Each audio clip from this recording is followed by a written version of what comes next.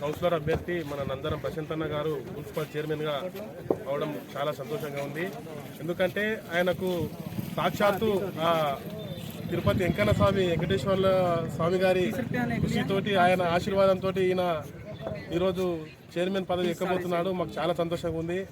తిరుపతి రెడ్డి ఆదేశాల మేరకు మేము కూడా వార్డు తిరిగి మాకు ఇన్ఛార్జ్ ఇచ్చారు. మేము కూడా కష్టపడినాం. మా కష్ట ఫలితం మా ప్రశాంత్ అన్న గెలవడం చాలా సంతోషంగా. మా రేవంత్ రెడ్డి గెలిచి ఎంత సంతోషపోయినామో, నేను గెలిచినప్పుడు సర్పంచ్ గెలిచినప్పుడు నేను అంతే సంతోషపోయినా. ఇప్పుడు మా ప్రశాంత్ అన్న కూడా గెలిచినప్పుడు అంతే సంతోషంగా. ఎందుకంటే మా వెనకాల ఉన్నది మొత్తం ప్రశాంత్ అన్న ఎన్నుకుని నాకు గెలిచిండు.